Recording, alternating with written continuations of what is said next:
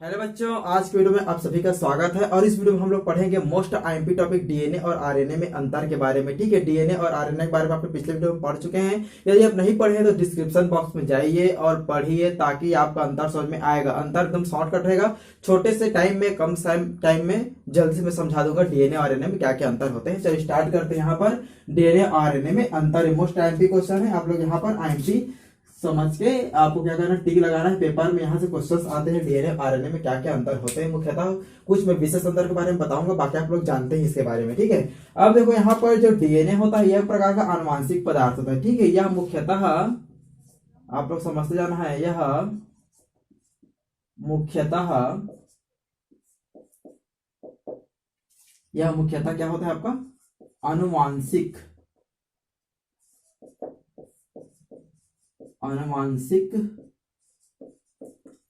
पदार्थ होते हैं।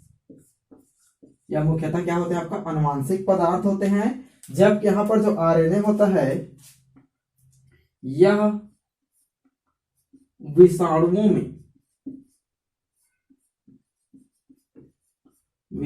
में आनुवांशिक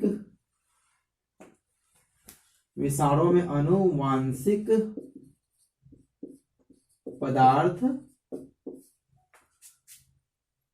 के रूप में कार्य करते हैं।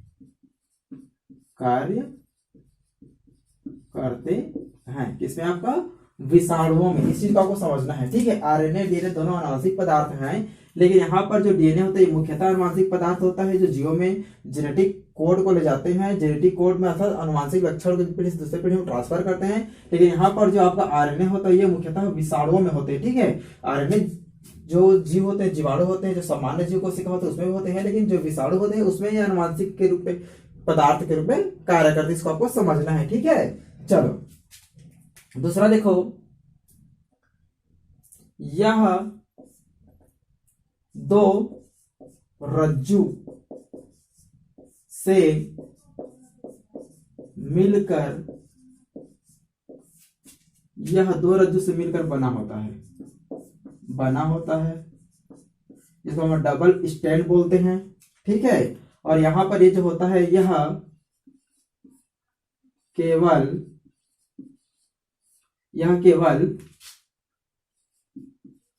एक रज्जु वाला होता है। ठीक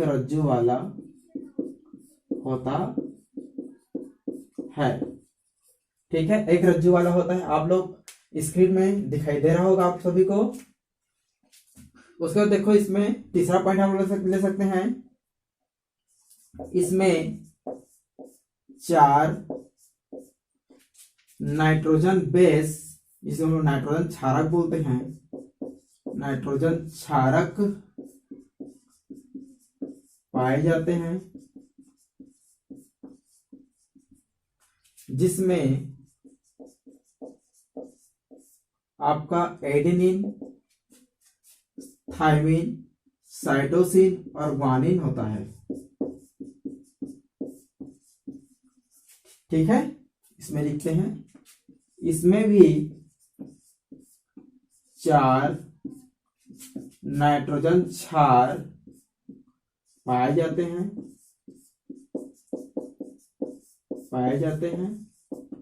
ठीक है, इसमें एडेनिन, यूरासिल, साइटोसिन और ग्वानिन होता है। इतना क्लियर है? बन जाएगा। चलो देखो, यहां पर एक चीज और उत्तर बन जाएगा। यहां पर देखो एडेनिन, थायमिन, तो यहां पर थायमिन के स्थान कौन सा है आपका यूरासिल। ठीक है, इसमें एडेनिन डबल बॉन्ड आपका थायमिन व साइटोसिन ट्रिपल आपका ग्वानिन इस रूप में पाए जाते हैं। इस रूप में थोड़ा फास्ट पढ़ा रहा हूं क्योंकि पढ़ा हुआ चीज है। इस रूप में पाए जाते हैं, जबकि यहां पर एडेनिन के साथ यूरासिल का बंध होता है। ठीक है, क्लियर है, इसमें डबल ट्रिपल नहीं होते, ठीक है। जहां पर ये मुड़ता है वहां पर ये फास्फोडाइएस्टर बंद द्वारा क्या होते हैं, जुड़ जाते हैं, वो अलग बात है जिसको मैं समझा चुका हूँ, ठीक है। इसमें इस पर बंद नहीं होते, साइटोसिन ग्वानिन के साथ क्या होता है, जुड़ा रहता है, जुड़ा रहता है, ठीक है। अब देखो नेक्स्ट टॉपिक लिख सकते हैं यहाँ पर डीएनए में, डीएनए मुख्यतः क्रोमोसोम में उपस्थित होता है, क्रोमोसोम मतलब गुणसूत्र में, है ना, क्रोमोसोम में उपस्थित होता है, ठीक है। जबकि यहां पर जो आरएनए होता है, आरएनए कोशिका द्रव्य या कोशिका द्रव बोल सकते हैं, साइटोप्लाज्मा व नाभिक में पाया जाता है। इस चीज को आपको याद रखना है। चलो एक और अंतर देख लो, इतना सारा पढ़ाई बता रहा हूं आप लोग को, सबको याद रखना है, ठीक है। अब देखो यहाँ पर डीएनए मुख्यतः क्रोमोसोम में उपस्थित होते हैं और आरएनए जो होता है कोशिका द्रव्य व नाभिक में पाए जाते हैं। यहाँ पर देखो डीएनए में डीऑक्सी राइबोज शर्करा होते हैं, राइबोज शर्करा होते हैं, राइबोज शर्करा होते हैं, ठीक है। जबकि आरएनए में क्या होता है आपका, आरएनए में राइबोज शर्करा होते हैं, राइबोज या सा भी लिख सकते हैं, राइबोज शर्करा होते हैं, शर्करा होते हैं। इतना क्लियर है। चलो भाई स्क्रीनशॉट ले लो, फिर हम लोग आगे बढ़ते हैं।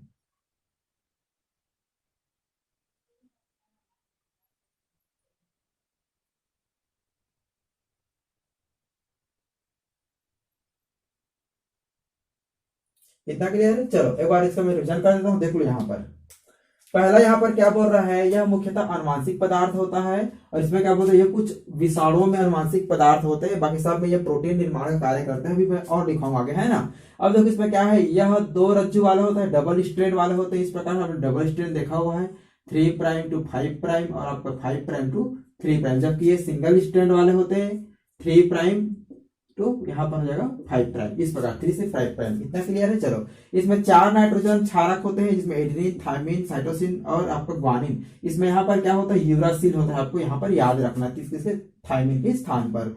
इसमें देखो यहाँ पर एडेनिन से डबल बॉन्ड थायमिन और साइटोसिन ट्रिपल बॉन्ड ग्वानिन, इसमें इस प्रकार से नहीं होते हैं। एडेनिन यूरासिल से और साइटोसिन ग्वानिन से एक मोड़ जब उत्पन्न होता है, तब यहाँ पर क्या होता है, फास्फोडाइएस्टर बंध के द्वारा आपस में जुड़े रहते हैं, ठीक है। यहाँ पर इसमें देखो हाइड्रोजन बंद होते हैं, इसमें फास्फोडाइएस्टर बंद होते हैं। ये देखो यहाँ पर डीएनए मुख्यतः क्रोमोसोम में उपस्थित होते हैं, जबकि यहाँ पर आरएनए जो होता है कोशिका द्रव और नाभिक में पाए जाते हैं। उसमें देखो यहाँ पर डीएनए में डीऑक्सी राइबोज शर्करा होती है, जिसमें ऑक्सीजन की कमी होती है, जबकि आरएनए में राइबोज शर्करा होता है, ठीक है। राइबोज शर्करा जिसमें ऑक्सीजन की कमी नहीं होती है। इसको आप लोग पिछले वीडियो में देख सकते हैं डीएनए और आरएनए के बारे में, ठीक है। चलो यहाँ पर हम कुछ नेक्स्ट टॉपिक के बारे में देखते हैं। 2-3 टॉपिक और है जिसको हम लोग यहाँ पर डील कर देते हैं, ताकि आप लोग को ये और क्लियर हो जाए। स्क्रीनशॉट ले लो एक बार। 2 टॉपिक और यहाँ पर बताता हूँ, 2 टॉपिक आपको और याद रखना है। पहला यहाँ पर लिख लो, इसमें आपको डीएनए में न्यूक्लियोटाइड की संख्या अधिक होती है, न्यूक्लियोटाइड की संख्या अधिक होता है, ठीक है। इतना पॉइंट लिखोगे, अच्छा से अच्छा नंबर मिल जाएगा। एकदम सरल टॉपिक निकाला हूं, ठीक है। न्यूक्लियोटाइड की संख्या अधिक होती है, इसमें क्या होता है, कम होता है। इसमें न्यूक्लियोटाइड की संख्या कम होता है डीएनए के अपेक्षा, ठीक है, कम होता है। ये वाला टॉपिक आपको याद रखना है। एक टॉपिक और लिख लो, बाकी इतना काफी रहेगा आप लोग को। बहुत रहने के बहुत सारा है, बस इतना ही आपको लिखना है, ठीक है, क्योंकि एक सरल टॉपिक है और ये आसान से समझने वाला टॉपिक है। इसमें देख लो, डीएनए में डीएनए आनुवांशिक गुणों को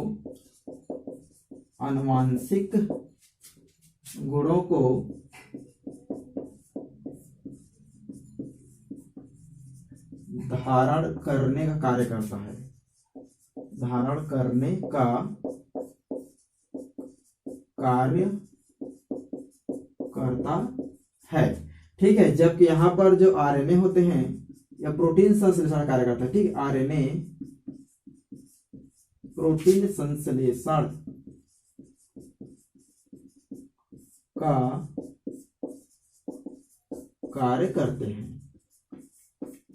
ठीक है, एक पॉइंट और लिख लो यहां पर, डीएनए केवल एक प्रकार के होते हैं, एक प्रकार के होते हैं। ठीक है, जबकि आरएनए 3 प्रकार के होते हैं, आरएनए 3 प्रकार के होते हैं। केमिस्ट्री पढ़ा रहा हूं तो उसके बेस में इसको समझा रहा हूं। अगर मैं बायोलॉजी पढ़ाऊंगा तो ये तो टॉपिक तो केवल सामान्य टॉपिक, इसके अंदर बहुत 1000 टॉपिक मिलेंगे। ठीक है, तो आरएनए 3 प्रकार के होते हैं, जिसको मुख्यतः हम लोग क्या बोलते हैं, एमआरएनए, आरआरएनए और आपका टीआरएनए। ठीक है, यदि इनके बारे में देखना है एमआरएनए, आरआरएनए, टीआरएनए, तो वीडियो में लिंक दिया गया है, आप वहां जाके देख सकते हैं। ठीक है, तो देखो यहाँ पर बहुत सारे टॉपिक हो गए, तो एकदम सिंपल है। इसमें न्यूक्लियोटाइड की संख्या अधिक होती है, इसमें बहुत ही कम होता है। ठीक है, डीएनए से अपेक्षा कम होता है। डीएनए अनुवांशिक गुणों को धारण करता है, एक पीढ़ी से दूसरी पीढ़ी पहुंचाता है गुणों को, लेकिन प्रोटीन क्या होता है, यहाँ पर प्रोटीन संश्लेषण कार्य करते हैं। डीएनए केवल एक ही प्रकार के होते हैं, डबल स्ट्रैंड मॉडल आपने वाटसन का देखे हुए किस प्रकार वहां बना था, लेकिन यहाँ पर आरएनए 3 प्रकार के होते हैं, एमआरएनए, आरआरएनए और टीआरएनए। ठीक है, एमआरएनए मैसेंजर आरएनए, आरआरएनए यहाँ पर राइबोसोमल आरएनए और टीआरएनए ट्रांसफर आरएनए। ठीक है, तो यहाँ पर कंप्लीट होता है डीएनए और आरएनए में अंतर, एक केमिस्ट्री लेवल बता था। ठीक है, जो केमिस्ट्री हम लोग पढ़ रहे हैं उसके लेवल में है।